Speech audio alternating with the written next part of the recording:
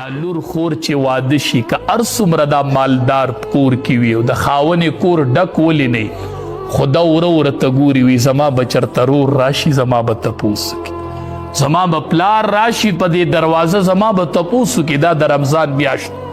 خور وی زما رور به کله په دې دروازه راننوځي د خاون کور کې به دنیا ساماني خو چې رورې راشي او یا دا یو اچار ډبه وله راوړي هغه هر څه ته یاد یو هغه د هیر یو هغه د اچار ډبه تاویږي ده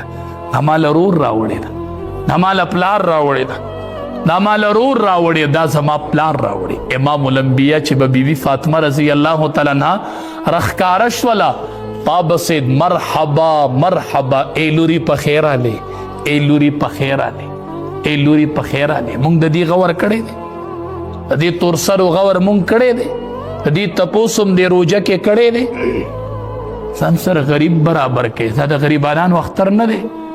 دا د دې کونډو اختر نه دی دا صرف د هغې ښځو اختر دی چې خاوندانې دي چې دا خاوندانې نشته د هغې اختر نشته هغه کونډه د اختر په شپه وی خدایا چې اختر دې راوستو نو ما نه دې خاون ولې اغستو چې تا اختر راوست ما نه دې ولې خاون اغست دا ستا په ګاونډ کې دا کونډه ټوله شپه الله ته وجاړي او تا سار ځان له درې جوړې کړي او د اختر مانځه نه راشي د اختر مونډې ته وایي دا اوښ کې به څوک وچي د دې جړه احساس به د چا سره خدایا د عمر فاروق رضی الله تعالی عنه یو مثل راکې خدایا چې خلک ونه جاړي دا اوښ کې چا ته توی کې اسره شته د چا چرته لاړ شو چا ته فریاد وکړو دا عمر فاروق رضی الله تعالی عنه و چې راغی او د شپې ګرځېدو یو کور کې د ماشومانو د ښځې جړا واورېدله لاړ بیت المال ته سامان یې ولرو سامان یې حواله کو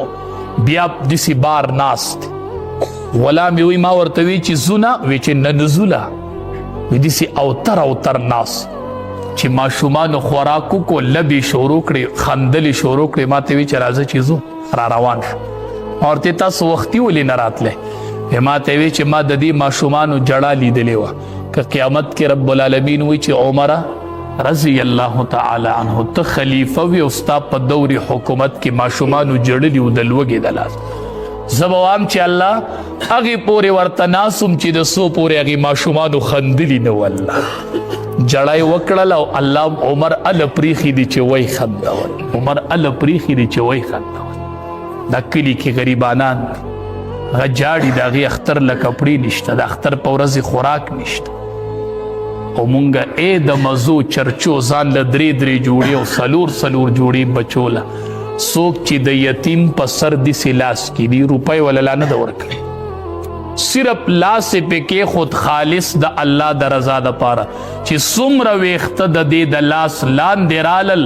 دومره نیکۍ ورله الله ولیکلې هغه ور به نه کوي یوازې به منځونه کوي یوازې به تراویح کوي ستا چې دا خورلنې واده دي تا د دې تپوس کړی تا د خور تپوس کړی تا د مور تپوس کړی تا د رور تپوس کړی تا د رشته دار تپوس کړی دی